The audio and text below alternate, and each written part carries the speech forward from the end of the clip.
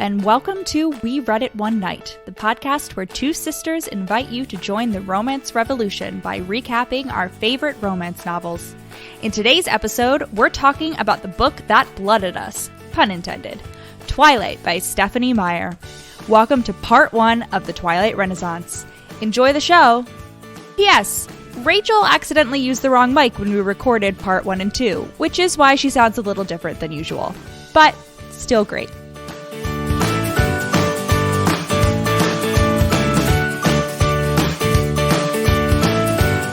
Pro tip, everyone.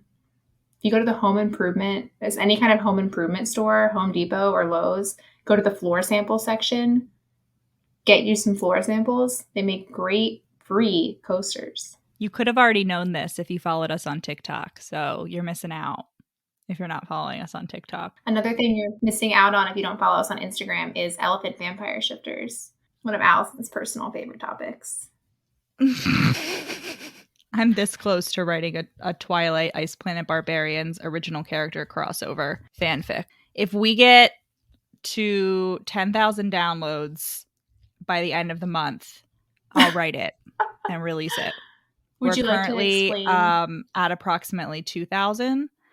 So get downloading.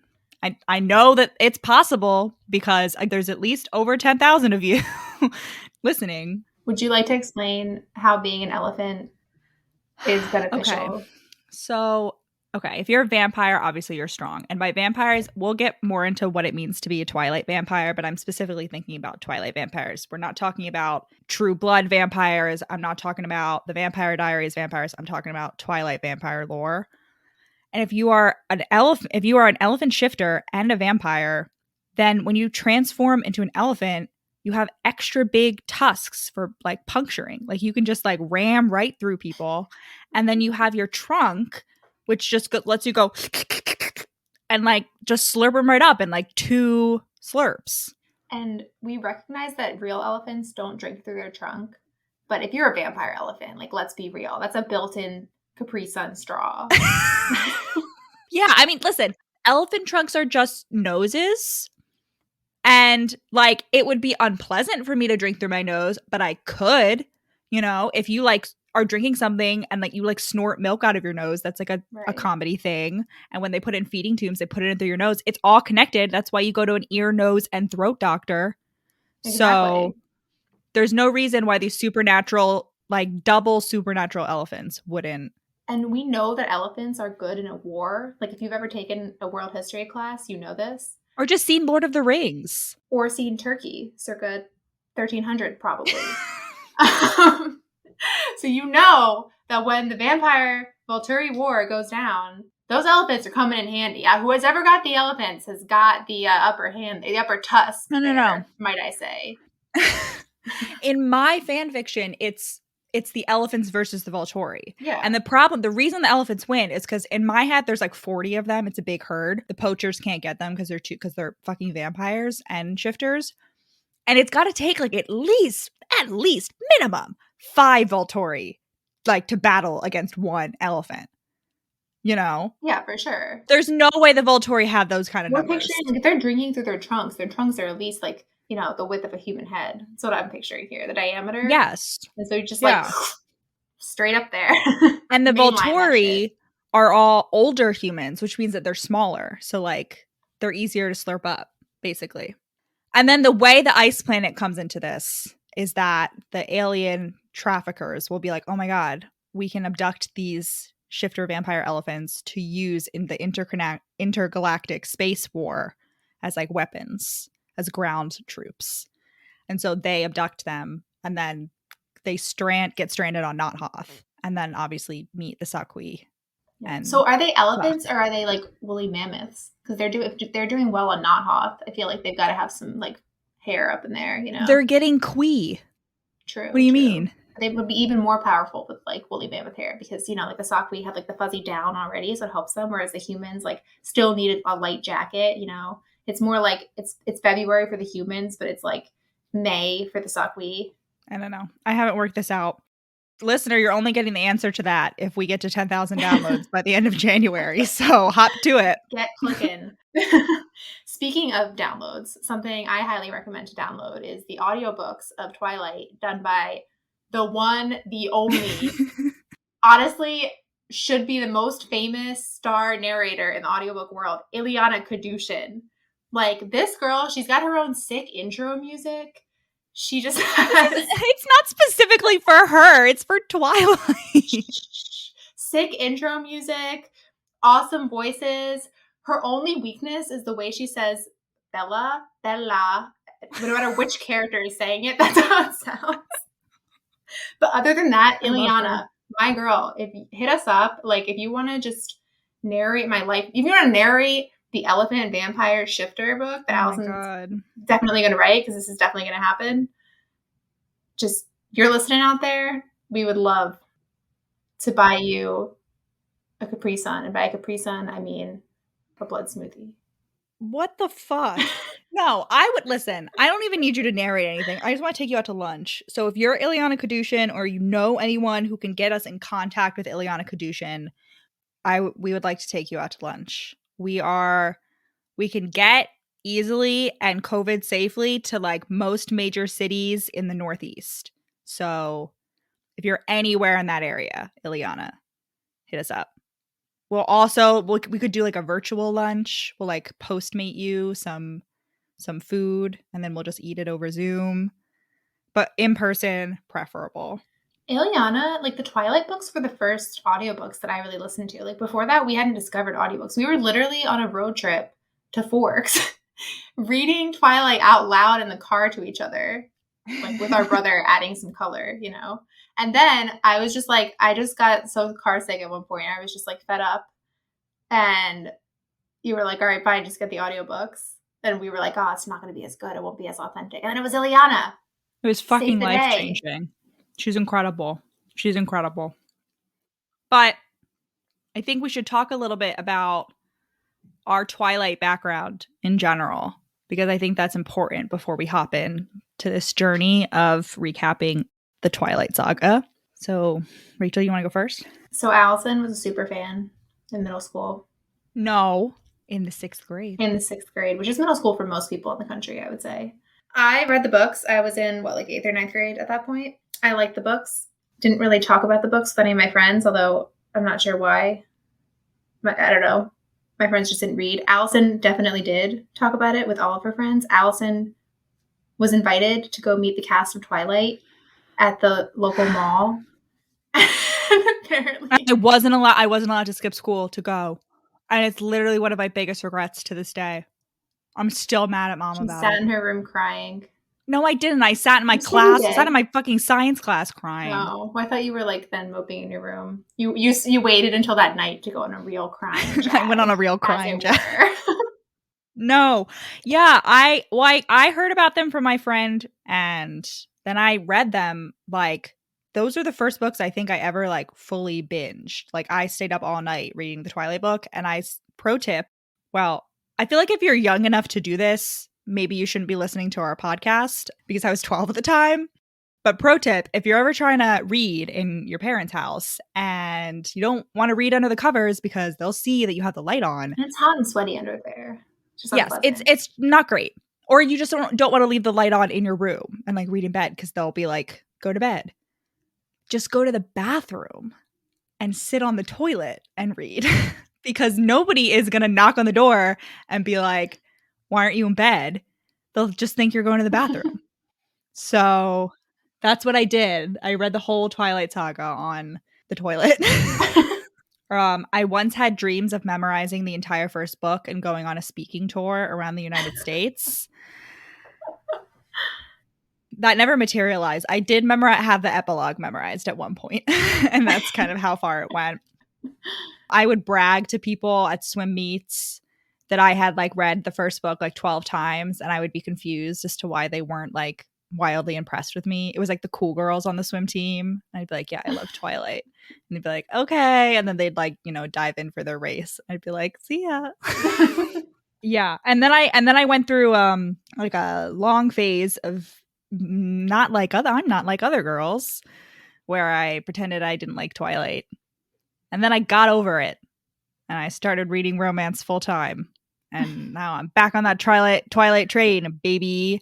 But this, I would say that this is like my first real, this is my first jump into the pool of romance.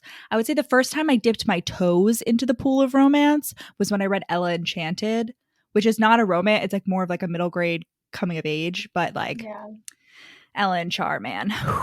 Yeah. Love them.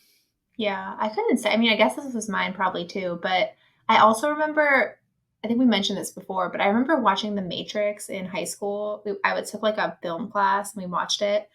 And I remember really liking it. And the only reason I liked it is because of the like very minor romantic subplot between Neo and Trinity. And I was like, oh my God, this is like, I don't know why I'm feeling this way, but like I am. And we rewatched that movie last night. And so I watched it for the first time in years. And it's like, I just feel like I was just so starved for like any kind of like storyline like that, because now I'm watching that. I'm like, there's literally no buildup of this relationship. But I feel like Twilight was like kind of like that, in that you've like never read anything like this. And it's like, wow, this is like your first drop of water after being in the proverbial desert. Oh, you want to know another experience I had like that in the 6th grade? Was Mom was reading The Pillars of the Earth. I forget who it's by, but it's like a 1,200 page book about like the fucking Middle Ages and about like all these people, and they're trying to build a church, and also a bridge is involved, and like a nun gets accused of witchcraft at one point. I don't know. But there are some sex scenes in that book, very few and far between, and not like whatever. But there's this scene in which like the peasant girl goes and hooks up with her like peasant boyfriend in the barn. And like the description is like she rode him like a pony. And I just remember reading that scene and being like, so like, why do I feel like that? Oh my God. Subpar. And I was also like, Mom recommended me this book. I'm 12. Yeah, the book was definitely not suitable for 12-year-olds. Yeah. Oh. But I think I figured out, I had another brain blast. Like, you know, there's so many people who say like, oh, I used to read so much as a kid, but now it's like so hard for me to even pick up a book and finish it. And I think the big reason for that is because so many kids' books are like, they're always going to have a happy ending, or at least like a satisfying ending. They have to keep you entertained the whole time. There's no room for like any of that like literary waffle, like none of that. Yeah. And that's why I remember my first real experience being like super burned by a book is when I found Gone with the Wind in the basement. When I was like, I don't know. Like, I found it in the basement too. Yeah, how did we both find it in the basement? Because that's where it was. That's where I left it. It's where it belongs. I was like 13 and I was like halfway through and I was like, you know, I just remember it starts out and I'm like, oh, this Scarlet Girl is like, her life is so great. Oh, wow. She gets married and it gets ruined. This sucks. And then I'm like reading it and I'm like, this is really depressing. But I'm like, you know, I'll push through because I'm sure the ending's good. But then like halfway through the like giant ass book, I look up the ending and it's like, no, her daughter dies. They get divorced. And I'm like, all right, I'm not fucking finishing this. Like, that's the first time I was really like, you know, DNF. Like, this is not worth. Before that, I'd never really been burned like that. And I think like that's what it is. And that's why romances are so like good and easy to pick up, because you know exactly what you're getting. And like, you know, sometimes there's still examples of books that are like, you know, not everything is resolved. I'm not going to name names here, but by and large, it's like, it's safe. Yeah. No, I mean, I genuinely think like the like internalized misogyny of wanting to, you know, quote unquote, not be like other girls and not wanting to like admit that the romance elements of like, regardless of whether I'm reading a romance or like a different genre with romantic elements, like those romantic elements were always my favorite parts. Like I was a big Percy Jackson fan. Percy and Annabeth were my favorite parts. I was a big Harry Potter fan, which comes with a lot of intricacies now. But when I started reading Harry Potter fan fiction, it was to read fucking James and Lily Potter smut. Like that was the first fan fiction I ever read. And from like 6th grade, I would say like maybe halfway through 7th grade to like a year after I graduated college, I read like maybe 20 books a year. And this is from someone who like won a pizza party for like reading the most books in the 6th grade class. And it was like maybe 20 books a year. And that's including books that I had to read for school. And I was an English major, so I had to read a shit ton of books. And I think it was because, and like also as as someone who has always wanted to write a book, the first book I ever wrote was a Harry Potter fan fiction that I didn't realize at the time, but looking back is definitely a fucking YA like rom-com. It's a fucking YA romance. And every time I tried to write something afterward, I'd be like, okay, I'm going to write sci-fi. Oh, I'm going to write fantasy. Oh, I'm going to write a thriller. And I could like force myself to like write like the beginning. And then I just never knew where to go because I didn't actually enjoy writing it. And then I finally let myself read romance again. And I fucking read like 150 books in a year. And I like wrote my first book and started writing more and like actually having ideas for the first time in my life. And it was just so like, God, 10 years of my life. Yeah. But that's why I'm glad that Twilight is having like its Twilight. Well, the Twilight Renaissance has been going on for a while. Yeah. Sort of like reclaiming of Twilight. But I'm glad that it like people are recognizing like there are plenty of things to criticize about Twilight for sure.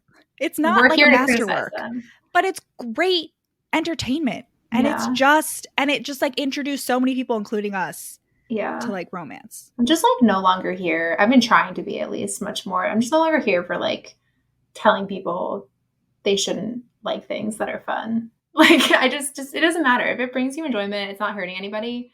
There's no reason for anyone to be making fun of you for it. Yeah.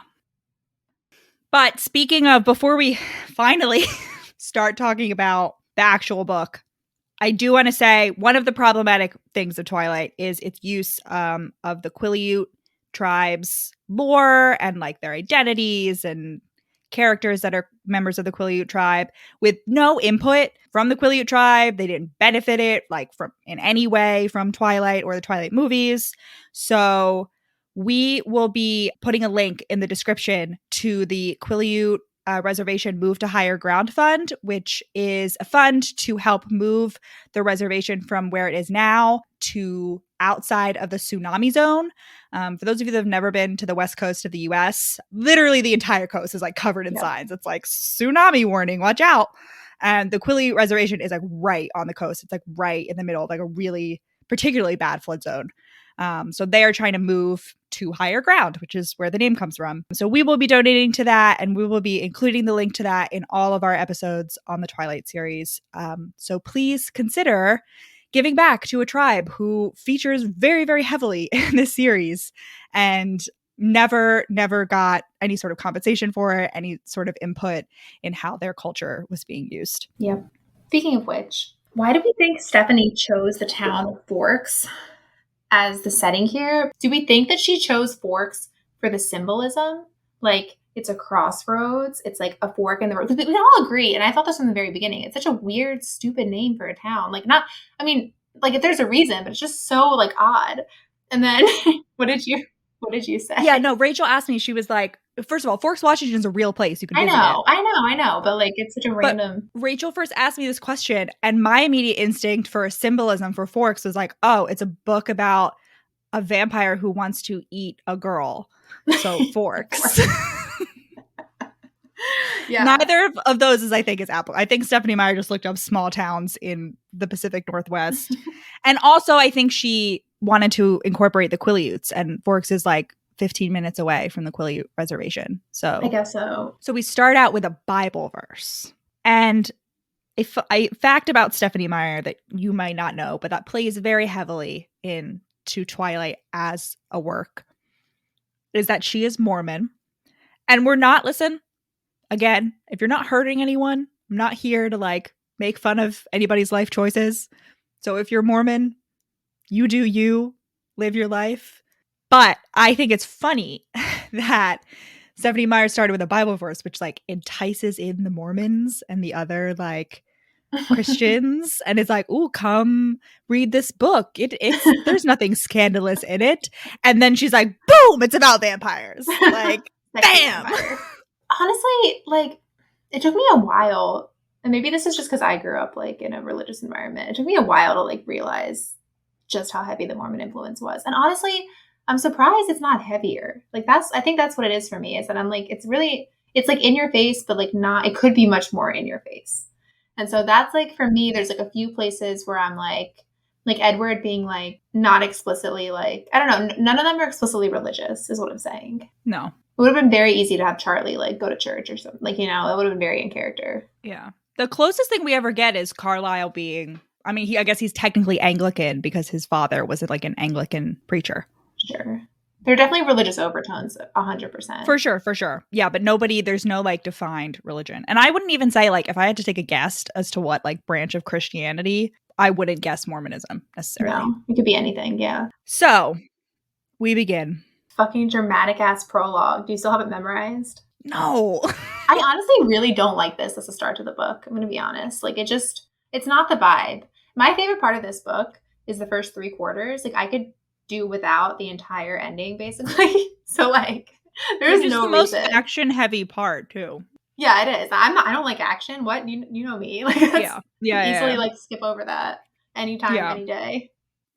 So the prologue is like it's basically just giving a teaser to like the finale, the big standoff in the finale. It's like from Bella's perspective, and it's dramatic and whatever. And she's like, "I'm going to die in the place of somebody that I love," whatever. And I will say for this, I don't think you would see this in a YA now, but again, Twilight like revolutionized the YA industry. Like Twilight like is responsible for the current YA industry. Like no ifs, ands, or buts about it. And this was very common at the beginning, particularly when you had, because a lot of YA that was set in like the real world, like those openings are very boring. It's usually just like the teenage main character goes to school and talks with her friends. And they're not going to start out with action. And again, that's different for YA today. But like it was common in YA then to start with sort of this preview of like the high octane ending to like give readers a little taste so that they're like, okay, I know that reading this like arguably boring beginning is going to pay off. See, I don't know. I like those beginnings. I know. I'm not saying it's a good decision, and people don't do it anymore. The thing I will say about the prologue is that who's the hunter? You know, the way it's phrased, he's like, the hunter smiled at me in a friendly way or whatever as he sauntered forward to kill me. Could be Edward.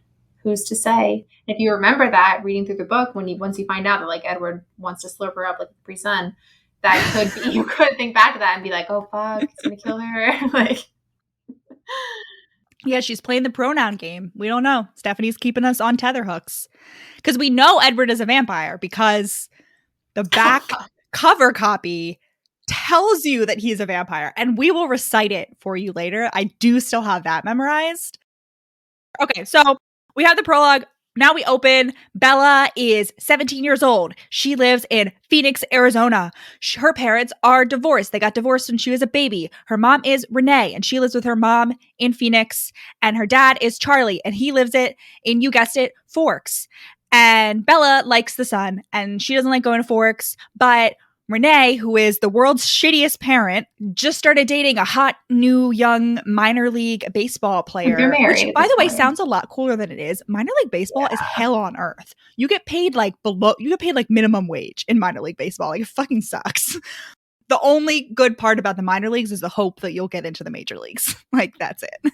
And if you love baseball and you don't mind living on not a lot of money, you know. No, but it's like really like, I don't know. I forget. I think I listened to like a podcast, like I read an article about this once, but it's like you almost like lose money just like on the amount of expenses that you have. Like the minor leagues are really shit. Like they're not sustainable long term usually. So Renee is essentially Bella's child.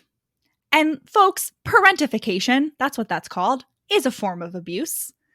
If you are the parent, you should not be making your child pick up your dry cleaning and do your taxes and remind you to eat and pay for her own fucking clothes, Renee. Oh my God. Like, and listen, I'm not judging people of low financial means because I know there are extenuating circumstances. But like Renee, overall, I don't think this is the case. The fact that Bella thinks of like having her own quote unquote resources. Bella and Renee quote pool their resources to supplement Bella's wardrobe.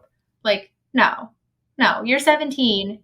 Your mom should be your resource. But it's even more than that because, again, like I recognize that there are people who live in family, who particularly in low-income families, where like as soon as you're able to work, like you really have to work because otherwise like your family just won't be able to survive. But I don't think that is the case here because in every capacity, Bella is Renee's parent. Like she is emotionally Renee's parent. She reminds like Renee, like later on, she sends her a frantic email. She's like, where's my shirt? And Bella's like, don't worry, it's there. And she like gives her all these lists. She's like, I'm the person she calls when she gets lost. And it implies that Bella's been doing this for like years and she's 17. I just want to give a basis of how shitty, because we're going to dunk on Renee a lot, and I think it's fully justified. And so I just want you all to know why we're dunking on Renee, and it's because she's really just a horrible parent overall. And you'll see some more examples of this. Brings it back to, why did Charlie let Renee leave the state with Bella? I mean, I get it was the 80s, and I get he was just like, grief, he was just not, grief stricken and like didn't want to deal with it. But like, if you're divorced and you share custody, like one parent can't just like move thousands of miles away or however far it is. Like you need to get permission for that. Like that's not something. Charlie should have got full custody is what we're saying here. But so some Twilight background from my reading. One, Charlie, the reason Charlie couldn't leave Forks, it wasn't just because he was like, I love Forks and I can never leave. Like I heart Forks forever. It was he had elderly parents there that he needed to take care of. So he has to stay in Forks. And then Stephenie Meyer uses the justification of like fathers rarely got custody, particularly in the 80s, which is when Bella was born, which I get. But she uses it to the extent where she published for the 10th anniversary of Twilight a Twilight gender bent version in which every character is the opposite gender except for Renee and Charlie, because she's just like, it was so completely unrealistic that like a father would get custody in the 80s. I just don't understand why Renee would have wanted custody, to be honest with you. It just does not seem her MO. Like, I think she was like, I want to mini me. I want to like dress her up. I guess, yeah. So Bella tells us that, quote, Renee looks just like me, except with, shorter hair and laugh lines, whatever. What a missed opportunity to tell us what Bella looks like without the use of a mirror, which is what we get later. Like, it could have easily, she could have easily been like, my mom has brown hair and brown eyes and pale skin. She looks just like me, except with whatever. Yeah. Renee, Renee is also, she's described as having wide childlike eyes. She's really childlike in that she's selfish, like children. But like without the innocence of childhood. Yeah, Bella's like, I can see the sacrifice in her eyes behind the promise. But Renee's like, I'll come back whenever you need me. Yeah, so we didn't give the background. We didn't give what's happening. So Phil is going to Florida to try his hand in the minor leagues, because whatever. And Renee is like sad because she is missing Phil, which, okay, fine. Like it's fair to miss your husband. But Bella is essentially like, I'm going to go move in with my dad and live with him full time so that I don't make my mom sad. Which is so fucked up. Yeah, like what kind of mom lets their kid think that they're like a sacrifice / burden? Yeah. God, Renee. Yeah, so Bella is quote unquote exiling herself to Forks. So Bella gets on the plane, specifically wearing a white eyelet lace shirt as a farewell gesture to the sun. And in the movie, she has a cactus as a plant, and I really like that as well. Yeah. So Renee has let it be known that Bella's a burden. They've pooled their resources to supplement her winter wardrobe because she's going to Forks, which is allegedly the most rainy place in the continental United States. But that is, in fact, not true. Forks, now listen, here's where I think Stephenie got confused. The Pacific Northwest is, in fact, the place with the most cloud cover in the United States. But the rainiest place, the place that gets the most inches of rain per year, is Nolans. Listen, this book is pretty well researched. Like, I think Stephenie Meyer like really dug deep in her 2004 internet capabilities to like find fun facts about Forks. But just saying, she got a little confused on this one. Drop the ball, Steph. Indeed. So Charlie picks Bella up in his cruiser because he is the police chief of Forks and apparently is allowed to use his cruiser for personal use, which we've looked into this. That is apparently a thing sometimes, that like police can use their like cars, whatever. I just think personally, the fact that this is his exclusive car, like he does not own another car besides the cruiser. And I just think that's such a misuse of public funds. Right. Like even in real life, that's allowed. We've also looked into like, there's no real reason for Charlie to be poor. Maybe he drained a lot of his resources taking care of his parents. Like maybe they didn't have insurance and he had to like cover a lot of their costs. And maybe he just like doesn't trust banks because he does, he keeps his like food money in a jar and cash. So like maybe he's losing a lot of money to inflation.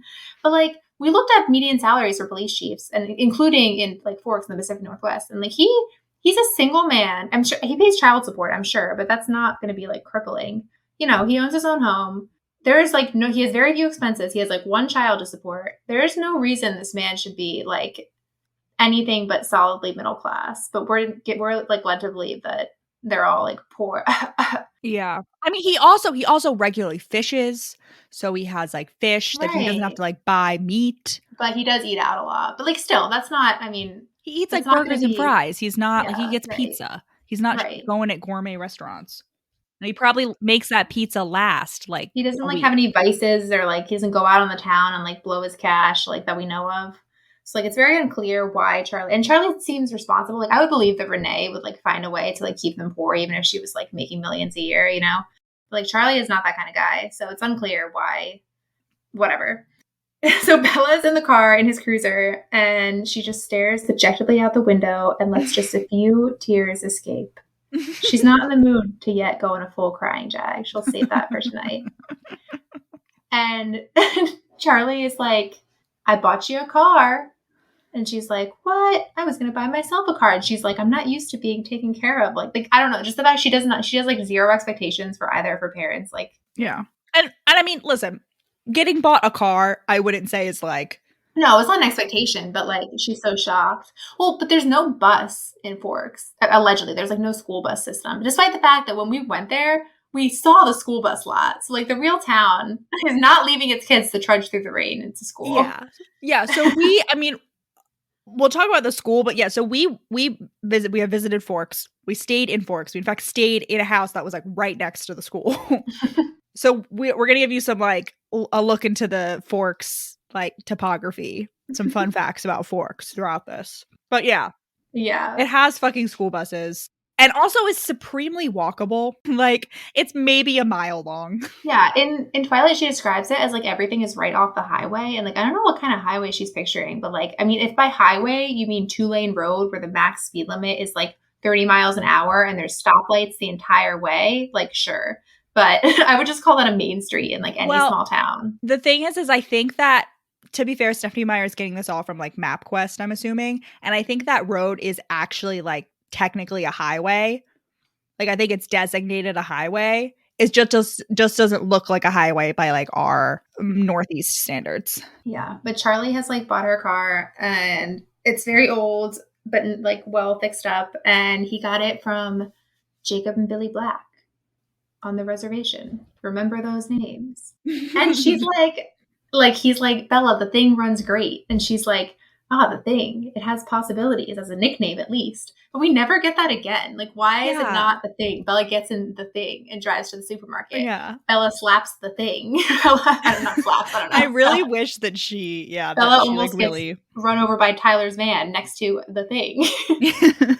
And I just want to say in Forks, there are like a million trucks. There's like just like lined up at like various points in the town, like a bunch of these like red 1950s trucks that Bella drives, which is I think great. Like good for the town of Forks. We're really leaning into that. It's like wonderful. The town of Forks has really leaned into their like Twilight identity. It's truly wonderful. Also, while Bella's looking out the window, she's complaining about the trees and how everything is like being green. And I'm just like, are you fucking kidding me? Like I understand. Alien planet. I understand that you like live in fucking Arizona, but you've been here before. Like it's not like you've never seen a goddamn deciduous tree in your life. Like no, it's all pines. There's some deciduous trees. Sure, but yeah. Either way. So Bella gets home. She unpacks. She stares at herself in the mirror. That's how we find out what she looks like. She's super pale. And then she like talks about how she's always felt like she's on a different wavelength from everyone around her and just like doesn't, apparently didn't have any friends at her old school. And she's like, maybe there was a glitch in my brain, but the cause didn't matter. All that mattered was the effect. I'm just like, Bella, Stephenie, sometimes the cause can matter. Diagnosis can be very helpful. This is the first, but not the last time. It's very clear that Bella needs some therapy.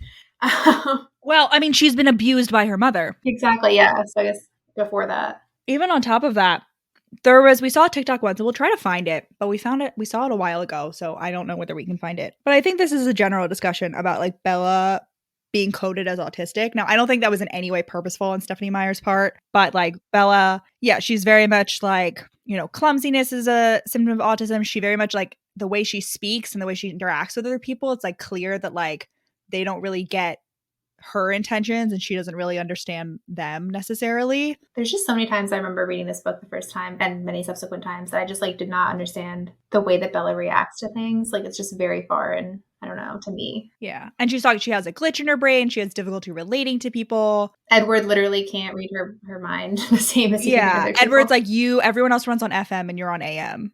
Like her brain runs on a different frequency. And I just like, I wonder like whether, you know, as someone who was like very recently diagnosed with autism, I wonder whether that was like why I related to Bella so much. Because whenever people were like, assign your Twilight character, like everyone wanted to be Alice or like Rosalie because she was hot, or like other character, like nobody really wanted to be Bella. Bella got like mocked a lot. And I was always just like, I don't know, I feel like I really vibe with Bella in a lot of these circumstances. Yeah. And like, I'm wondering whether it was like, I was like, oh, here is this person who is not like, because I feel like the heroine in like a lot of YA and middle grade books is like, as much as the author tries to make her seem like awkward and clumsy and like unsocial, like she's always like the cool popular girl who like gets along with everybody, you know, as much as like she's unpopular. You know what I mean? Like Well, Bella is the cool popular girl somehow. Bella somehow is the cool popular girl. We'll talk about Bella being the popular girl, but Bella's not the popular girl because of who she is. She's there by circumstance. Yeah. But I'm just saying, like, as much as like the typical like YA heroine was supposed to be like uncool, like she was always cool, but like she was a cool girl in like an uncool disguise to make her more relatable TM. But Bella wasn't. Bella was just really a fucking nerd. And I was like, yeah, girl. And so like I wonder like how much I sort of unconsciously was relating to that sitting on the toilet at 12 years old. Yeah, it's not that I like thought Bella wasn't cool. It's just that I like knew I just knew I wasn't Bella and could never be. But part of that is that she's like very much the like, I'm small TM. Oh. No boys like me TM. I'm like, that was not me at that age. So right. Okay. So Bella goes to sleep. She can't sleep with the rain. Which, okay, I realized this recently. I am a very, very light sleeper and very sensitive to noise, except I realized for noises that have been around since birth. So like traffic in the distance, that's great. Very calming. Nothing more nostalgic than a high singular motorcycle whine in the distance. Or like rain. Rain is lovely. I've always been very jealous of people who grew up with TVs in their bedrooms, not because they were allowed to have a TV in their bedroom, but because I feel like it gave them a lot of practice of like falling asleep to blaring noise and light. And you just become so powerful when that is your baseline, I feel like I just remember, not being able to sleep for like ever, literally hours, having to like go out in the middle of the night to buy earplugs on literally an empty beach in Thailand. But like 3 miles away, there was like one singular club playing club music. And somehow like the faintest beats reverberated across the beach. And I was like, I just couldn't, like my brain just couldn't handle it, could not tune it out. I just feel like I'd be so much stronger if I had a TV. Yeah, but also those people then like find it difficult to fall asleep in silence. I guess so. But that's easier to remedy. I don't know.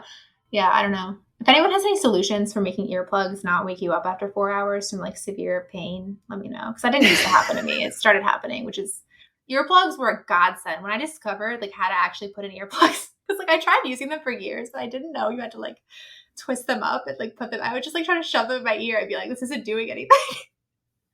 Yeah. And then when I discovered, it was like, oh my God, the power to fall asleep whenever in college. It was amazing. And then they turned on me. They're still good for falling. It's still better to be able to fall asleep and then wake up versus not being able to fall asleep at all. So yeah. No, I can't do earplugs. They make me feel like I'm gonna die. So Bella goes to school the next day, and she specifically says the sign that declared it as Forks High School made me stop. Because she's like, it didn't look like a school. And I'm like, ma'am, what else would make you stop?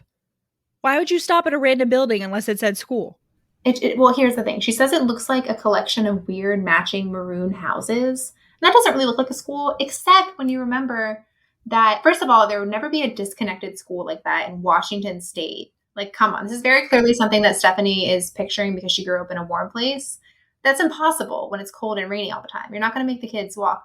But if we forget about that, then like if you're expecting like a, you know, what I would consider a typical high school building, which is like one giant square block, like it's not going to that doesn't look like a school, but it just like doesn't check out. And then she's like, where was the feel of the institution? Where were the chain link fences and metal detectors? And I have a hard time picturing like a disconnected school being surrounded by something like that. One.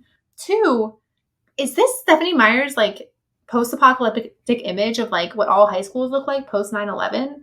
Like, what was the Phoenix crime rate at this time? Like, what? But we also determined that Stephenie Meyer, so Bella and Stephenie Meyer presumably went to the same high school because Stephenie Meyer also grew up in Phoenix. Yeah. And the part of so Bella doesn't actually live directly in Phoenix. She lives in Scottsdale, which is like right outside of Phoenix. Yes, she does. She lives in Scottsdale. Her mom is there. So she goes, and that is like a much wealthier area. No, remember it's the whole Paradise Valley versus Paradise Valley Township situation. We don't know for sure. So there's a part. I thought we determined that Bella definitely goes to. No, because here's the thing.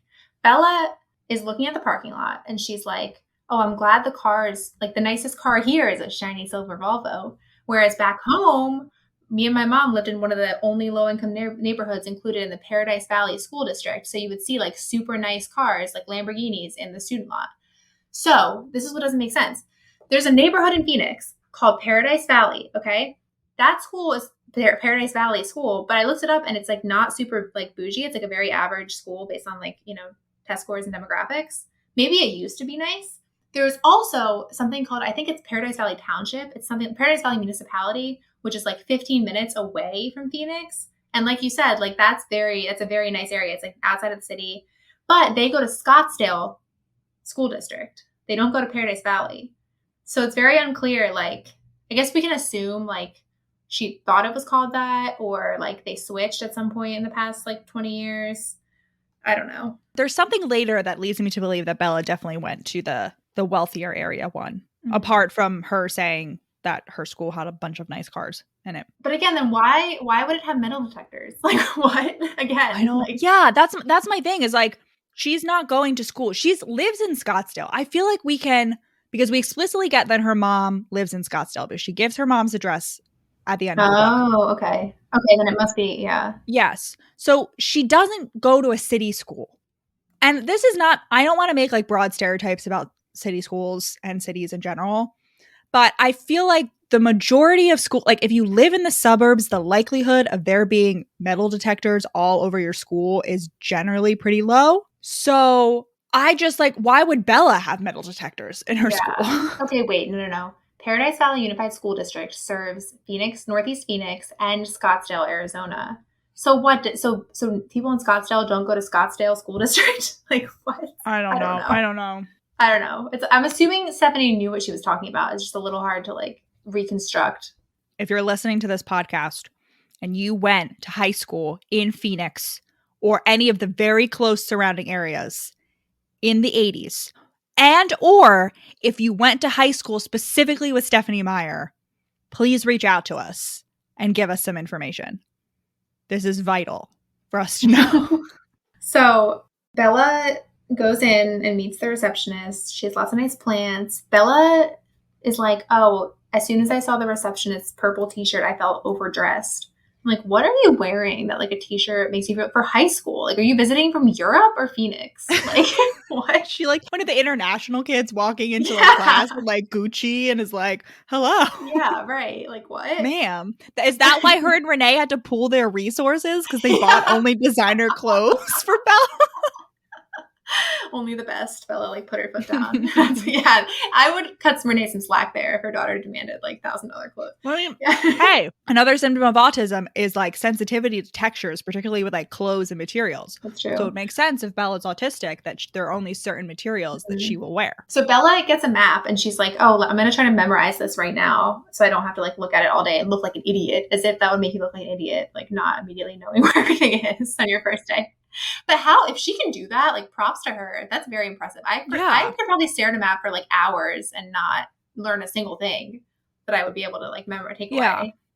And I'm sure that this is a product of the fact that we were both born in the 90s. And by the time we had to start reading maps like MapQuest and Google Maps were already in like the fledgling beginnings. So like there was really never a time.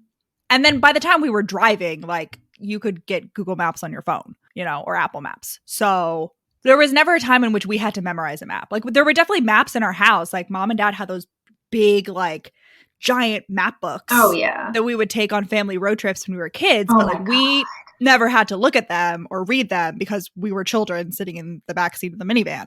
We did have much more exposure than I think the average person, because I specifically remember we went to Italy and we spent like 3 hours at 1 a.m. driving around this one goddamn traffic circle in like Rome or somewhere. And that's when I put my foot down. I was only 14, but I was like, I will not be going on another trip with any of you unless you get a goddamn GPS, because at that point all our friends, it was before everyone had a GPS. On your phone. It was GPS, like a separate GPS. Yeah, we were traveling, so we couldn't do MapQuest and print out the directions for everything. So they were just like looking at a map, probably like in Italian or something, and we just like couldn't find the fucking hotel. Oh my god. Yeah. Anyway, then we got a GPS, and you know what? I think I remember thinking the GPSs were like so expensive, but even back then they were like at most $100. You know, which is like a lot of money, but it's not like I was like, at the time I was like, oh, this must be like thousands of dollars if we're putting ourselves through this like horrific experience to avoid buying it. No. We'd only recently like started paying for cable, Rachel. So we were PBS kids. That's true. I feel like that gives you a general vibe of like what our childhood was like. Yeah. So Bella's like, takes a deep breath and she's like, gonna do this. It's not like anyone's going to bite me. And I cackled. I was like, good. That was a good one, Stephenie. That was a really fucking good on you. What a trick. Yeah. What a treat. So first Bella's walking through the rain because for some reason the school is outside. And she's like, oh, thank good my plain black jacket didn't stand out. And I'm like, in what universe would a plain black jacket stand don't forget out? that this is the early 2000s. And so like everything was just like sequins and like garish, like not jackets. I would believe this more if we're still operating under the assumption that Stephenie Meyer is basing this entirely on her high school experience, because I would believe that the 80s were like all neon. She's also like, everybody else, because they live in this sunless place, is pale. So at least my skin wouldn't be a standout here. And I'm like, ma'am, you're white. You are white. You're going to live in the Pacific Northwest. What do you mean? Like, when would your skin ever have been a standout? Like, there is no level of pale that is that pale. No, but like we've seen, like I remember thinking that, but then we've seen people that are that pale to where you can like see their veins. I had a girl in my creative writing class who was very pale, but frankly, I think the only reason I noticed just how pale she was because we sat directly across the sharing circle from each other, every class. And so I was like staring at her all the time. She was directly in my line of sight. But she was still like, it was still a room full of mostly white people. Like I wasn't like, oh my God, look how pale she, Right. I think the only reason I noticed was because of fucking Twilight. Was because I was like, oh, look, it's Bella. Yeah. Okay.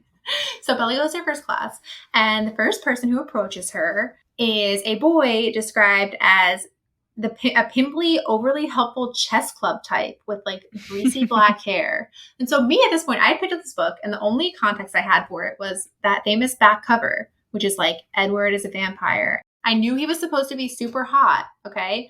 So I was expecting super hot vampire. That was my only expectation going into this book.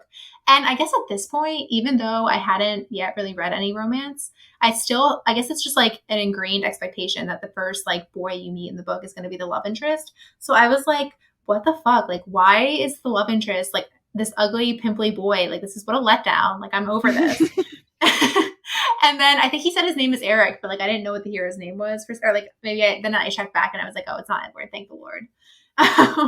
Eric is like, I'll help you to find all your classes. And even though Bella's memorized the map, he still like leads her right to the door.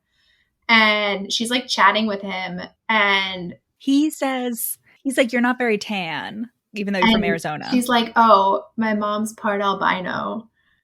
And he doesn't laugh. She's like, oh, it looks like clouds and a sense of humor don't mix. I guess like hopefully I won't be losing my ability to detect sarcasm anytime soon. And I'm just like, ma'am, like, why would he laugh at your mom having a medical condition? Like, what? It's not funny. It would be like someone saying like, oh, you don't eat a lot of sugar. And you being like, oh, my mom's part type 1 diabetic. And then they start laughing. Like, what? Yeah. Like, what? Well, also you can't be like part of whatever. We're not going to get into that. But like, Yeah, I'm like, Bella, he didn't laugh because you're not fucking funny. Luckily, Bella like makes a ton of friends because she's the new kid. Would you like to get into that? Yes. Okay. So I feel like this is often portrayed as like, and like, I think this is like the general trend of YA of people being like, why is she like suddenly like, oh, of course she's suddenly so popular. Like, why does everybody like her? But here's my thing. This is for a supernatural book about like two weird people falling in love. This is like the most realistic part of the whole fucking book series. As someone who was, so we went to Catholic schools, kids, even though we're not Catholic. And then we also like halfway through, we switched to public school. And Rachel and Stefan, like Rachel, you switched at the beginning of middle school. So like there were already other new people. And Stefan switched for like first grade. So like nobody fucking remembers who you are anyway. But I switched in the fourth grade and I was the only new person in my whole grade.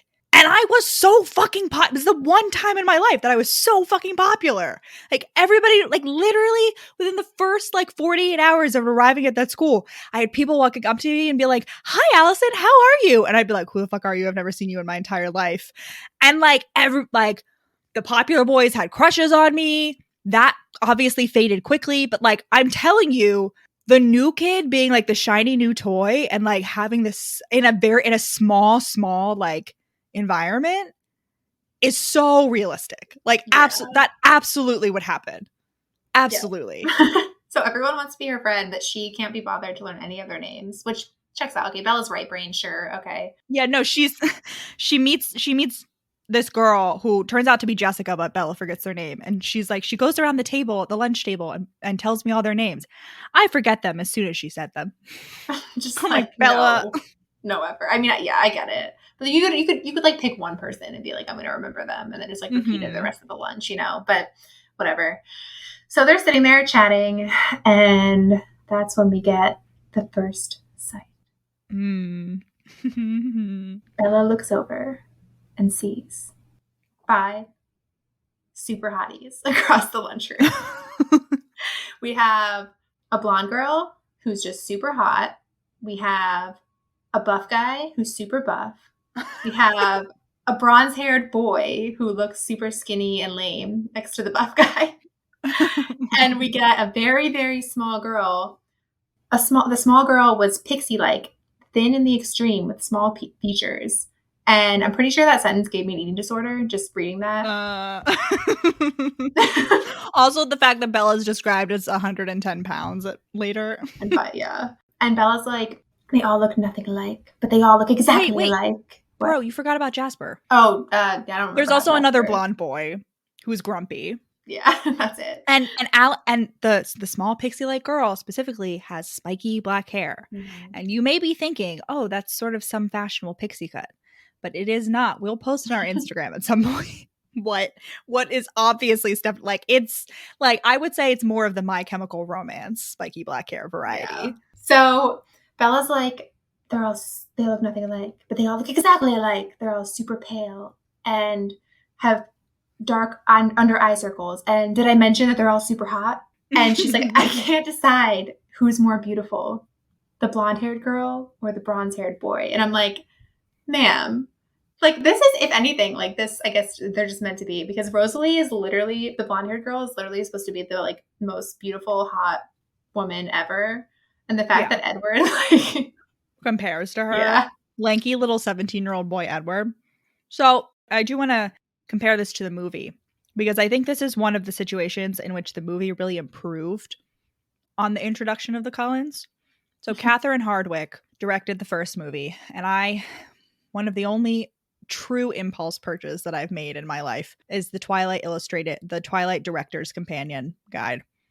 Illustrated Director's Companion. I bought it in Sam's. I was waiting in line at Sam's Club and I just picked it up and I purchased it. And Catherine Hardwicke, so it tells you all these like little fun behind the scenes facts about the Twilight movie, which I will be incorporating throughout here. And in the movie, the Cullens like all walk into the lunchroom like one by one. And as they're walking in, Jessica, who's like giving Bella the down low, is like, oh, that's Emmett and Rosalie. They're together. And that's Jasper and Alice. And they're together. And that's Edward Cullen. And I just like, it's so like they're just like slow walking and they're each doing like their own thing and looking broody. And Emmett is carrying a bag of hard boiled eggs for some reason. And it's really just like, it just feels very smooth. And there's like a very strong blue filter. And it's great. Yeah. And what I want to know, only semi-related to this, but we all know the vampire transformation makes you super hot. But like, what time period does it make you hot for? You know, like if you transformed in like the 1300s, I'm fairly sure there was like very different beauty standards than today. So like you had a theory, like I guess it could just be it makes your face just like symmetrical. So you're like the quote unquote like perfect man or woman, because it doesn't seem to affect like, you know, body weight or like hair very much. So that makes sense. But yeah, I don't know. It's like, just so is it Western beauty standards? Is it like where, like what area of the world are we talking? Right. Yeah, because if you're immortal, like it's obviously going to change, and the magic must know, like it's, you know, maybe that's like the vampire magic's like way of, you know, population control, because like as you get older, you get less hot. So like you get less slurpable goodies. Oh my gosh. So what texture is their hair? That's what I want to know. It's supposed to be soft because Bella definitely runs her hands through it at one point.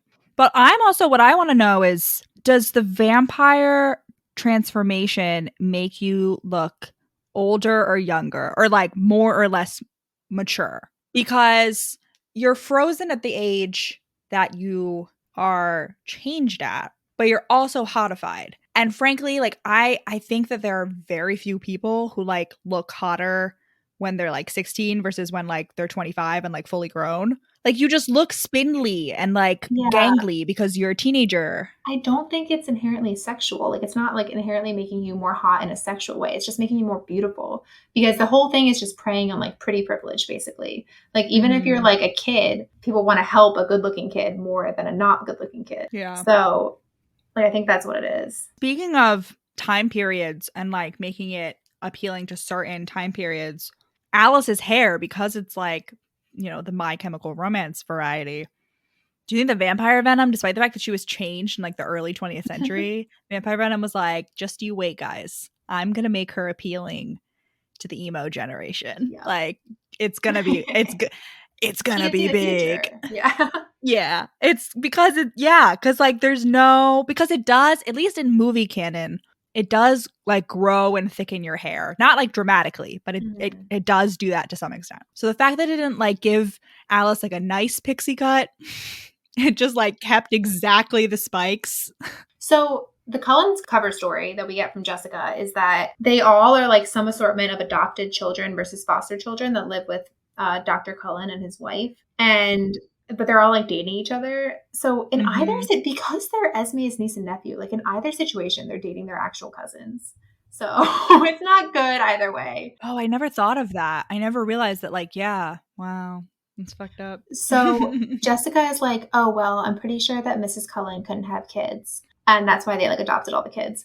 And I'm like, why are you assuming it was Mrs. Cullen, Jessica? It could just easily have been Carlisle, who was infertile. Like, come on, just clap male back infertility is far more common than people think. Gentlemen, your fertility can go down as well. It's just like women. So freeze your sperm. So just in terms of who's together, so the two blonde, like the family story, the two blondes are Rosalie and Jasper, and they're like presented as like siblings, and like they're being fostered as twins and being fostered by Esme, who's like the Cullen mom. And she's their actual aunt, allegedly. And then Rosalie is dating Emmett, who is the big buff one, and Alice is dating Jasper, and Alice is the little one, and Edward is sad and single. And Edward, Emmett, and Alice are all just like adopted children who are in no way biologically related. And Carlisle is the town doctor. He's like a big hotshot doctor. But the reason that they moved to Forks is because Mrs. Cullen, Esme, wants to live in a small town. But I'm just like, wouldn't living in a city make more sense in terms of maintaining the cover story of being vampires? Because like you don't stick out as much in a city. It seems like the only reason they like live so publicly is because Carlisle wants to play doctor. Well, what do you mean? He could play doctor either way. And here's the thing. I realized like they live currently really far out of town in Forks, which I realized doesn't really matter if your allegedly high school kids don't sleep. So like it's not an issue for them to get to school on time. So they can still like live their lives in a major city, but have their like house and privacy like pretty far away in the outskirts because they can just run fucking really fast and get to school. And they wouldn't even need to pretend like they drove their cars there because they could just be like, oh, I took public transit. That's how I got here. That's how I got here. It wasn't that I ran through the woods.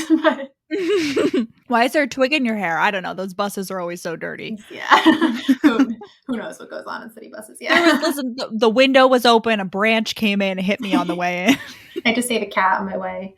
I don't know. But yeah, it doesn't make sense. We're not gonna, I mean, I don't know, how far should we push? There's just like so much that can be unpacked there about how little it makes sense for them to be doing what they're doing. It doesn't. And they're going to high school. Like these beings that are like 100 years old are willingly repeating high school. And they don't even make friends. They don't even like, no, they're keep doing it for the keep to themselves. Yeah, it doesn't. They say it's like because it allows them to stay in one place. Like the younger they pretend to be, but I'm like, Esme could just fucking homeschool them. Yeah, maybe it's like to keep them like used to the smell of like humans, so they don't get like tempted, or it's just like self-flagellation, just like punishment imposed by Carlisle. Yeah, especially I don't know. For Jasper, who honestly deserves it, but Jasper's backstory is in Eclipse, so we can't talk about that yet. So yeah, Bella sees Alice get up and like dump her full tray of food out. So they all have full trays of food, but they're vampires. So they don't fucking eat human food. And it's so wasteful. Like think of the amount of food waste, even if they're just pretending to eat lunch. Like why don't you just like fucking pretend that you're not hungry or just like eat like. And if it was today and they're supposed to be like a super healthy, like outdoorsy family, they could just be like, oh, we're intermittently fasting, you know? And Alice, like, she's like super graceful and she like moves pretty fast when she goes. And my question is like, the vampires can move super fast and like, can they move faster than the speed of light? And we can talk more about this later during the car scene, during the Tyler's van scene. But oh yeah, no, we did this. I think just like no, me this. No, we did this math. It does not work out. We'll talk about it. No, we did this math and they definitely fucking can. All right, we'll talk about this. I need the Tyler's van stuff to back up my theory. No, it doesn't work because we did the math on how long it took them to like run to Canada or whatever. Remember? Okay. No. Anyway. It would take like a fraction of a second to get to Canada. Shh. Okay. We'll talk about this later. I shouldn't have brought it up. Apologies. Right now. Bella rolls into biology. There's only one empty seat. Who's it by? The kid no one else wants to sit next to. Edward! And Bella naturally like trips on her way in because that's... And in the movie, we get this great shot of Edward. There's like a stuffed owl in this a snowy owl in this biology room. And the camera line shots like is set up so that the wings are like directly behind Robert Pattinson as Edward. And so he's an angel and it's superb. Like Catherine Hardwicke, you goddamn genius. And she's ready to like, you know, charm the pants off him, just like she's made best friends with everyone else in the school. But he looks at her like she smells like shit and he hates her. And she's like, I surreptitiously smelled my hair to make sure that I smell bad. And she's like, it's my normal shampoo. And he just sits there like literally looking like he wants to murder her the entire time. But then at the end, quote, fluidly he rose and he just like zooms on out the door before she can say anything. Yeah. And we'll touch a little bit. We're not going to do Midnight Sun, which is Twilight from Edward's perspective. There's a whole drama from that, which we can discuss. If we ever do a Midnight Sun episode, let us know if you want us to do that. But to incorporate some of the things we learn about in Midnight Sun, Edward spends his entire biology class running through different scenarios in which he can like kill everyone in the room, eat Bella, and get away scot-free.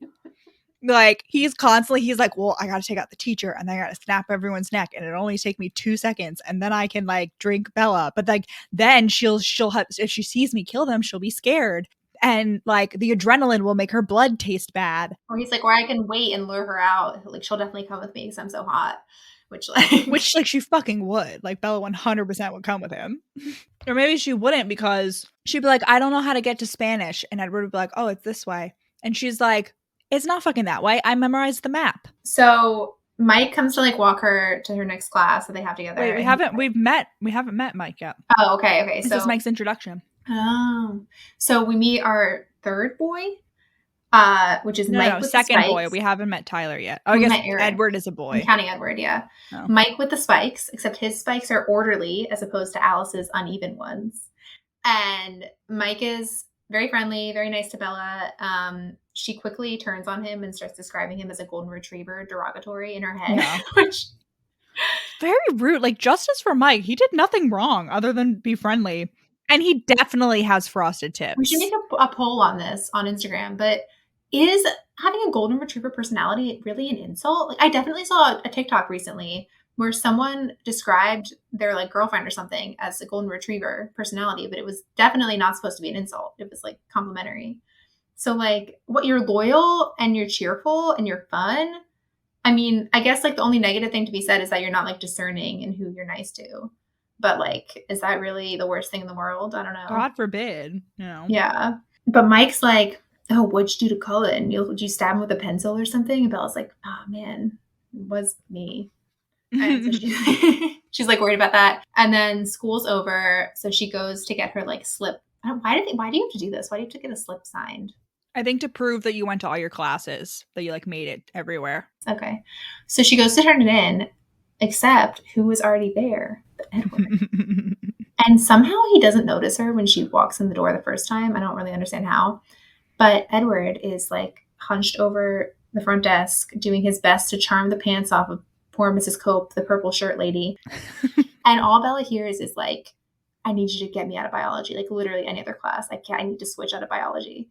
And Mrs. Cope is like, sorry, I can't. Oh, but Edward would definitely have sealed the deal, except that another girl comes in and with her brings like a gust of wind that I guess blows Bella's scent on Edward. So I really don't understand how he wouldn't. I guess he's not breathing maybe at this point.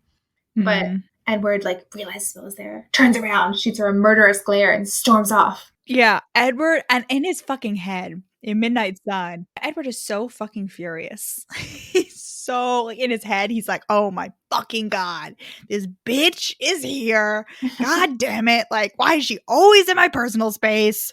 And Bella, like, she's just like, oh, fuck. Like, I really pissed him off, but, like, that's his problem, whatever. Yeah, so she goes home, and a little preview. Edward spends the next, I think it's only a few days, brooding in Alaska and also being flirted with by, like, this other hot vampire that he's like, ugh, she's always flirting with me and, like, touching my butt, and I don't like it, and, like, I'm not interested in her. Wow. Yeah, like, Edward, you can't simultaneously, like, claim that you don't realize how hot you are and how you like dazzle the people around you, and in your murder scenario sitting in high school biology take it as a given that Bella will follow you if you ask her because you're so hot.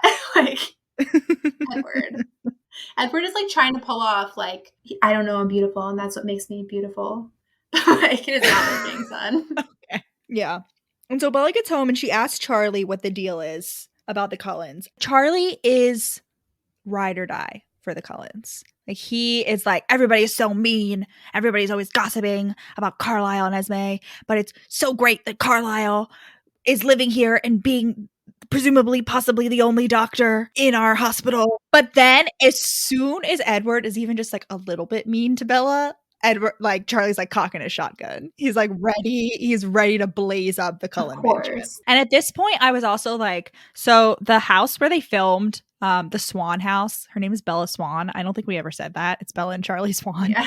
And the house that they filmed for all the movies is now an Airbnb. And it's in like Oregon or something. But I really want to stay there. And I'm pretty sure it's like pretty affordable. Like, I don't think it's like crazy expensive. And they like have dressed up the house like the movie. Like, they've like, it's all the same like furnishings and like Bella's purple bedspread and like all of that. So the next day, Bella comes to school and she's super on edge and nervous, which is the first time Edward is able to make her feel like she's walking on eggshells without even being there. Red flag number one. But she comes there and she's like super nervous to see him again because he looked like he hated her so much. But then they get to lunch and he's not there. However, can I just make a note that Bella has managed to somehow completely rewrite established high school lunchroom eating patterns, because Mike comes to sit with like Jessica and the gang and like all her new friends come to sit together, which like would never happen. Like, I feel like once you have your lunch seat by like day 2, you're not switching that shit around. Mm-mm. And also, like, she doesn't even It's not the beginning of the year. It's not even if they had a semester schedule where it's like one semester before like winter break, one semester after, she comes like several weeks into the school year. We don't know exactly when. Is Stephenie Meyer not aware of how rigid high school cafeteria table like assignments are, or is Bella just that powerful? The new kid, being the new kid, you're really that powerful. Although we have, what I realized, this is what I forgot to say in the office scene when Edward's trying to change his schedule, we were trying to discuss, this was in the context of like exactly how shitty a parent is Renee. Like, does Forks High School operate on like a semester? Is it like 2 halves of the year and like you totally switch your classes? Like you have one set of classes in the first half and one set of classes in the second half, or is it like the same classes all year round? And I think that we can probably conclusively say that it's the 2 semester system, because how else would Edward even be able to reasonably like ask to transfer into another class if it wasn't only like 2 weeks into this biology class? Right. Yeah, it's true. Yeah. I mean, yeah, this kind of like shit with Renee. Like, the more I think about it, the more I realize like it would have been so shitty to switch schools in high school. Like, how the fuck do you? Yeah, even if it's like 2 weeks in, it's still so much to catch up on.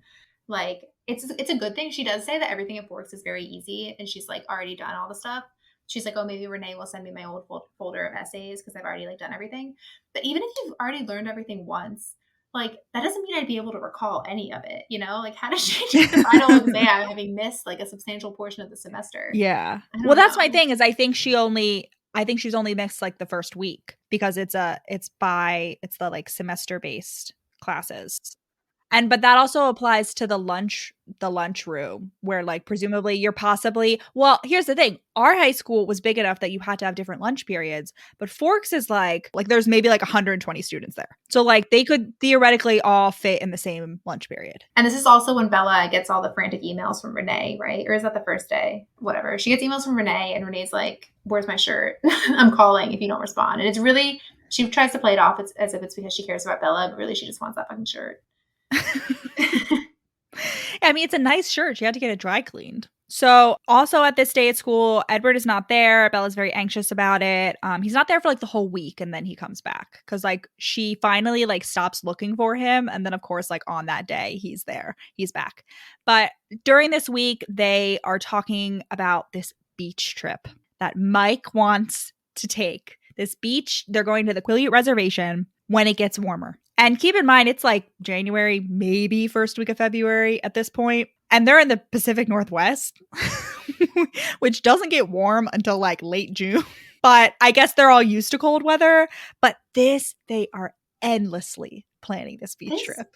Beach trip is one of several things that is like hit you over the head, foreshadowed. However, what I will say for the beach trip is that at least the beach trip actually fucking happens, which is more than I can say for these other things.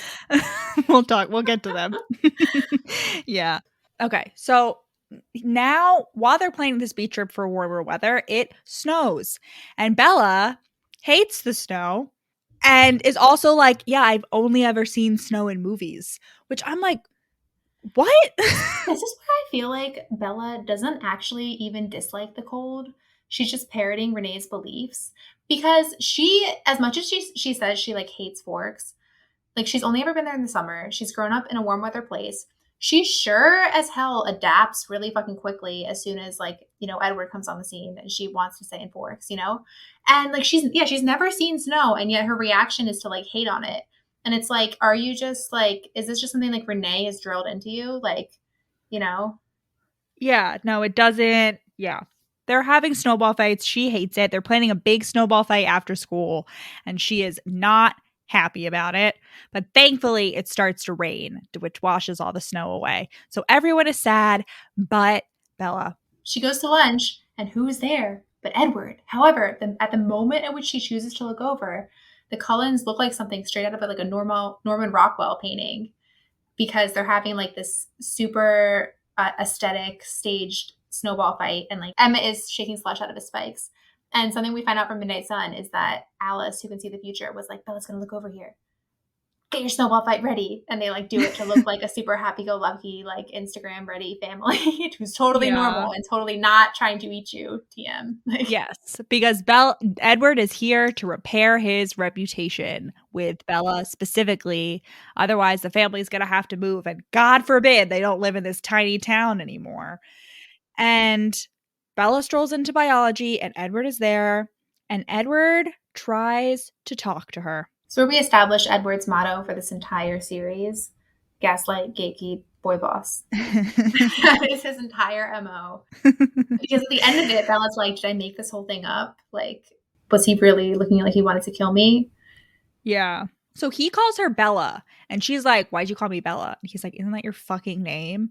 And she's like, yeah, but everybody called me Isabella when they first met me, which is just like, I don't know. Bella has some balls, because I don't know whether I would ever have the nerve to call that out. Like, if someone, I'd be like, oh, that's kind of weird, but I just wouldn't think about it anymore. Yeah, exactly. It was like one of the many things of like Bella that I'm like, why did you even like think that? Like, I just didn't understand how her mind like came to that conclusion. But I guess I don't have a nickname, so like maybe it's like, I don't know. That's true. Yeah. And and Bella also recognizes, she looks at Edward, she's like, last time he looked very scary and evil, and now he doesn't look scary and evil. What's different? And what's different, she realizes, is that the first time his eyes were like pitch black, and this time his eyes are like bright gold. And she's like, did you get contacts? And he's like, no. And in the movie, he's like, it's the fluorescence. And then he just like storms away down the hallway. And Edward's like, oh, I'm like so well practiced at like lying to people. Like I always know like just what to say. And he's like, I came determined to talk to Bella like I would talk to any other person. But like A, they don't seem to talk to that many people. They have like literally zero friends and only talk to themselves. B, like if you're so good at lying, like you couldn't have like, you know, come up with something when she's like, did you get contacts? Like yes. Like, yes, I got fucking contacts. It's, yeah, he's so and the fact is, I don't think Edward, spoiler alert, has a superpower where he can read people's minds, but he can't read Bella's mind, which is basically like frankly the only reason he's into her, because otherwise, like, I don't think he would be. But so the only reason he's good at lying is because like he knows exactly what people are thinking, and then the moment he doesn't know exactly what someone's thinking, he's like, what? No, it's the fluorescence, right? Yeah, and so like this biology class, they're doing a lab on like onion root, and they like, you know, have this like aggressive competitive, like who can like identify the most quickly under the slides. And then it's like the stages of cell division. It's like mitosis and whatever. Anaphase, whatever. Prophase, and they touch and there's an electric current. And then Edward's like, why did you even come? He's like, you don't like the cold. And she's like, no. And he's like, why did you even come here? And then she like spills her whole like backstory basically. And he is like baffled by her, rightfully, honestly, but I guess like you need the background of Renee being like a piece of shit to fully understand. He points out, he's like, Bella's essentially like, yeah, I'm making myself unhappy so that my mom can be happy. And he's like, that's not fair. And she's like, hasn't anyone told you life isn't fair? And I'm like, I don't think this is a life isn't fair situation. I think this is you have a shitty parent who's putting her happiness above yours. And listen, parents deserve happiness too, but you can't sacrifice the well-being. Like if you have kids, you got to be prepared to put their well-being first. Like, I don't care. Also, Bella's like, my mom calls me my open book because like she can always read her face. Her mom also says she's like middle-aged, like she was born 35 and growing more middle-aged every year. And I'm like, or that's because you're a fucking abusive parent who parentified your daughter and forced her to take on an adult role before she was actually an adult. She was doing the bills by the time she was 8. Like, was she born middle-aged or was she forced to be middle-aged? Like, what? Well, she was forced to do the fucking bills because like after one too many times being kicked out of their fucking house, probably because Renee didn't do the fucking bills. Like it would be very on brand for Renee to have another kid, especially since Phil is so young. So like his young sperm can compensate, and she's only like, you know, she's like what, 39 at this point, 36. Yeah, so definitely old enough. She like could replace Bella. It's like the Princess Diaries. Like, no, but the mom isn't fucked at the Princess Diaries. But wait. So Bella's like, Edward like guesses something and Bella's like, my mom calls me her open book. Like it's always so obvious what I'm thinking. And Edward's like, actually, I find you really hard to read.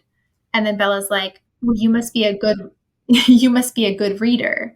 And it took me so long to understand how that made any fucking sense, because I was Please like, if he's explain it, because I yeah, still don't because fucking I always thought like, if understand. he's a good reader, why does he find her hard to read if she's easy to read?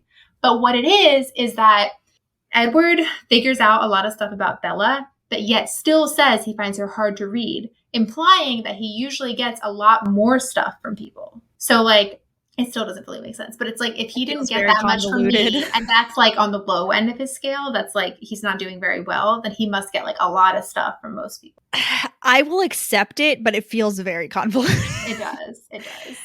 Anyway, so end of biology. Edward runs off again, but like it's basically if you discount everyone else's opinions and only judge it on the scale of Edward, it makes sense.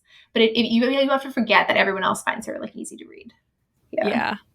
I don't know. This is one of like many situations in which Bella and Edward have an exchange, and I'm like, what? Right. I don't understand what just happened, but like, I guess. Yeah, I don't understand. And it's like, I don't know. And they'll constantly be referencing like promises they made like 2 pages ago. And I'm like, what are you talking about? Like, what? Yeah. But okay. So Edward storms off again because obviously he still wants to eat her, even if he's like trying to be cool. And Mike rolls up and he's like, wow, Cullen was a lot more chatty today. And I'm just like, I realized that like Mike does always call Edward by his last name. And I'm just like, do people in the United States actually do that? Like, does anyone outside the UK actually call each other by their last name? Like, I don't understand. Yeah, it doesn't make any sense. Cullen on 2.5 speed in Ileana Kadushin's voice does sound a lot like Colin. So maybe he thinks that's actually his first name. Dr. Carlisle Colin. Yeah. Children named Colin. Yeah. The next morning, we had the snow and the snow was washed away. However, there was a freeze overnight and now there's ice. So Bella wakes up, and because she's clumsy and it's icy, she almost like falls 10 times on her ass to get to the car. Which, listen, that's fair. I'm like, it is. So it's irrelevant that you cut that. So, but she's driving to school and she's like, wow, this is weird. Like, this truck is really good in the snow and ice. Like, I'm surprised it's so easy to drive there, to like drive right now. And when she gets to school, she realizes it's because there's snow chains on her car. And she literally is like so overwhelmed with emotion. She's like, Charlie must have woken up at the crack of who knows when to put these on. And I've never been taken care of like this in my life. Yeah. Like, never. And I'm like, ma'am, it's the bare minimum. Emancipate, or just like get Charlie to get custody of you. Like, and so as she's standing there being overwhelmed with emotion, many things happen at once. She notices Edward standing really fucking far away on the other side of the parking lot, staring at her in horror.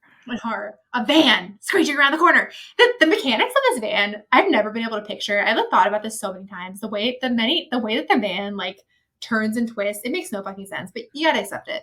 So the van is like 2 seconds, slips on some black ice, and it's like, eeh! And Tyler Crowley in the van is going, whoa, whoa, whoa, and Bella's like frozen by the corner of her truck.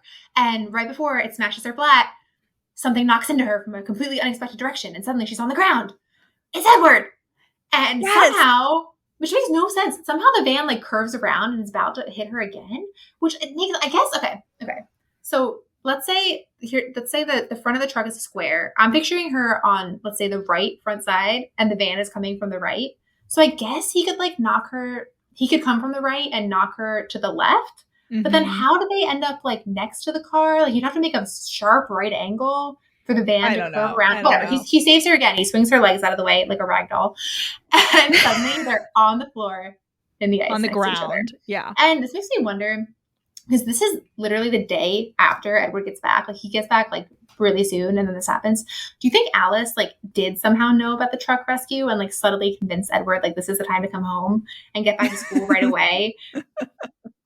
This is when the gaslighting really begins in earnest between Edward and Bella. But right before that, there's, I don't know, I noticed it really, I think really for the first time during this reread. I think it's because like it's the first time that I've really reread it post being super into romance.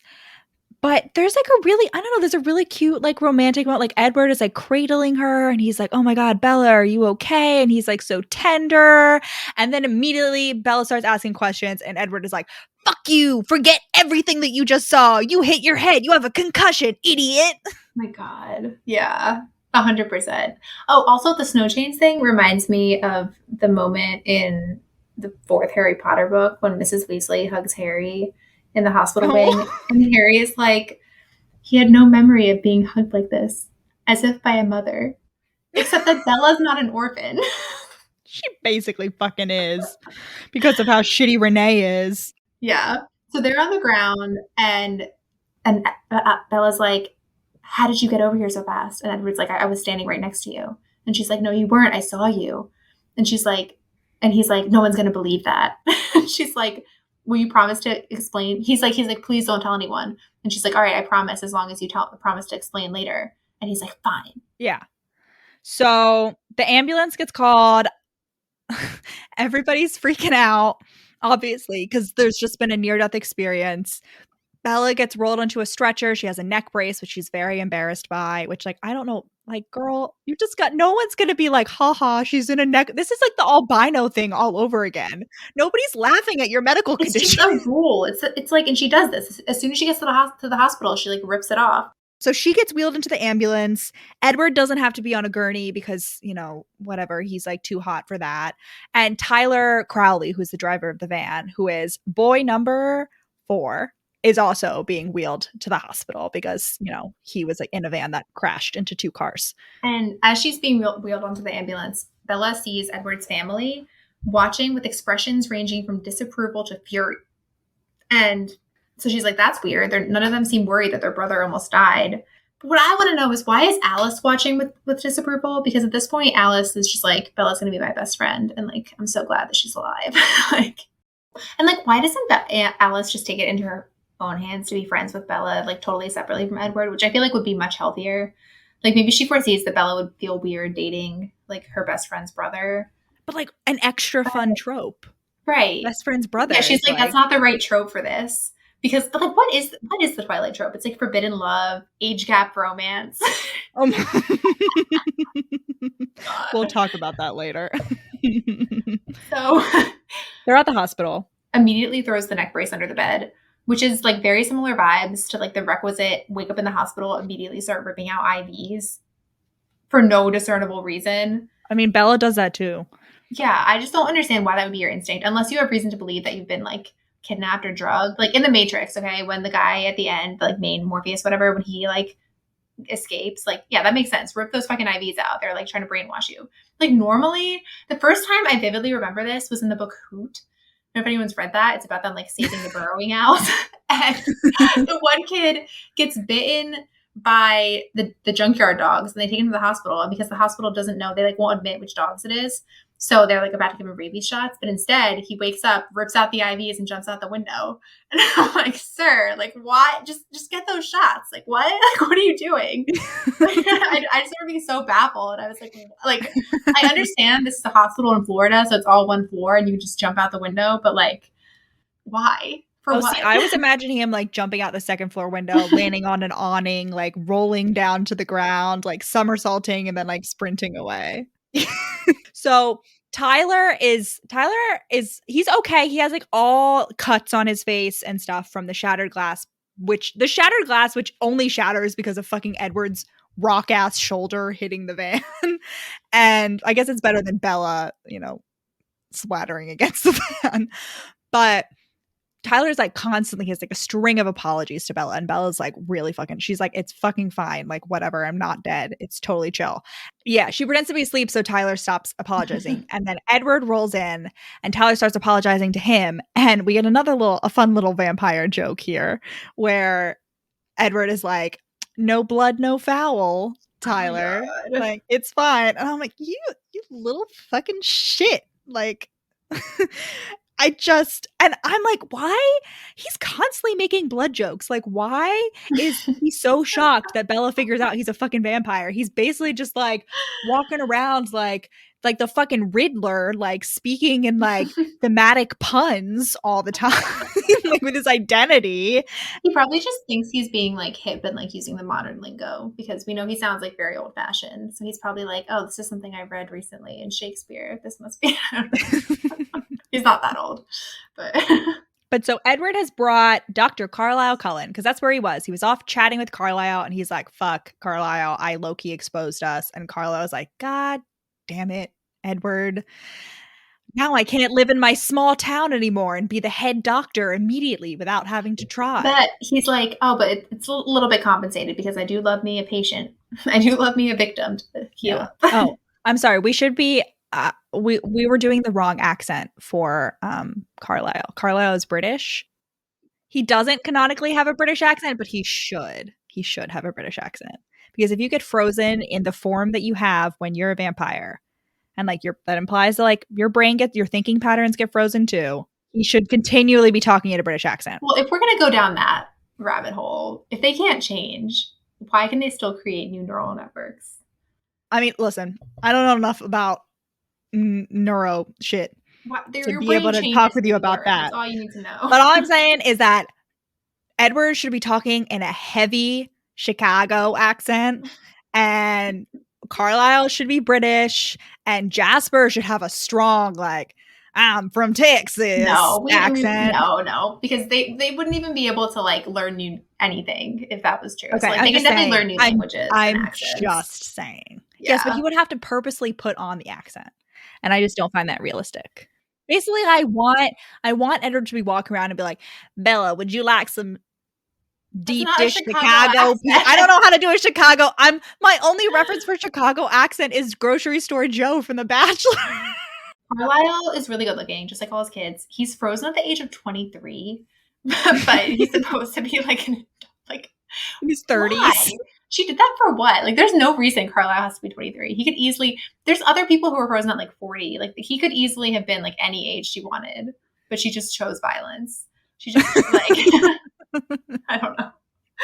And Carlisle is like super chill and nice, but Bella senses with her spidey senses that something's up, and the doctor's in on it. And he like knows because she's like lucky Edward was there, and he's like, oh yeah. So they've all had like hundreds of years of practice and are allegedly so good at lying, but they're all terrible liars. They're all just absolute shit liars. Yeah. Frankly, the only reason they haven't gotten caught by now is because they're just really good at running away super fast. Yeah. Like, that's when, anytime something mildly like incriminating happens, they just like run away. And so Bella is like, it's time for Edward to fucking tell me the truth about what is going on. So she confronts him, and he is like, this isn't part of the plan, Bella. My 3 words are gaslight, gatekeep, boy boss. And that's the plan I'm gonna fucking stick to. And so he won't tell her anything, and he's like, why do you even care? And she's like, I am literally not going to tell anyone. I just want to know why I'm lying. Like, can you please just... And Bella is very good at fucking keeping secrets. Like, Bella is very chill. Much better than I would be, for sure. Oh, for sure. I'd be walking around being like, I know something about the Cullens that you don't know. I'll tell you if you ask nicely. He's such a little shit. And then Bella's like, why did you even bother? As in, why did you even bother saving my life? And Edward is like, I don't know. And then he storms off. And this begins a long, fucking annoying pattern of Bella implying that Edward or outright saying that Edward regrets saving her life, and like thinking that as like her first explanation for why Edward is being like so standoffish. Another prime example of like, I just could not conceive of a thought pattern that would get you to that conclusion. Like, just incapable. I don't get it. I didn't even understand what she was like implying at first. And Edward, a little Midnight Sun preview. Edward is also, he's like, I don't know. Like, did I save her because I just didn't want, because I was scared, like, if her blood splattered everywhere, that I, like, wouldn't be able to resist eating her? Or, like, did I save her because I'm in love with her, which he definitely is? Or, like, did I save her because I'm just, like, my personality is that of a superhero? Or, like, whatever. Bella goes home and she has her first dream about Edward. And this is when Edward, you don't find this out yet, but you will later, Edward starts watching her sleep every night. He started 2 nights ago. This is night 3, I'm pretty sure. He starts the first night he comes back. Yeah. Yeah. But he's just very excited that like she finally has said his name in her sleep because she's dreaming about him. So our 2 lovebirds having some near-death experiences, having some very non sequitur interactions, watch their love story unfold. in next week's episode in part 2. All right. We're not going to do, just like Love Hypothesis, we're not going to do the cat scale until the last episode. Considering we're only on like fucking chapter 6. I think we can do it. We can do it in 2 parts. I cannot guarantee that there will only be 2 parts to this. We'll try our hardest, but I have a lot of fucking notes left. Oh my Jesus Christ. Jesus Christ! I have way more notes left than I thought I did. Okay. I'm literally 25% of the way into my notes. Wow. I'm about halfway. Listen, I swear to fucking God, it's not going to be 4 parts, but I can't guarantee that it won't be 3. I'm sorry. Rachel, where can they find us? Well, Allison, they can find us on Instagram, Facebook, TikTok, and Twitter. No, that's it. At We Read It One Night. On Twitter, because of their character limits, it's at We Read It Podcast. You can also email us, wereaditone@gmail.com, with any suggestions, feedback, whatever crosses your mind. We'd love to hear it. Also, if you leave us, if you're listening to this on a site that lets you rate and review podcasts, which I think is mainly Apple Podcasts, please do leave us a rating and review because that really helps us get found by other people. But yes, thank you for listening. Thank you for being such loyal listeners these past 2 months. And here's to Twilight part 2 out of ? Godspeed, comrades. Godspeed.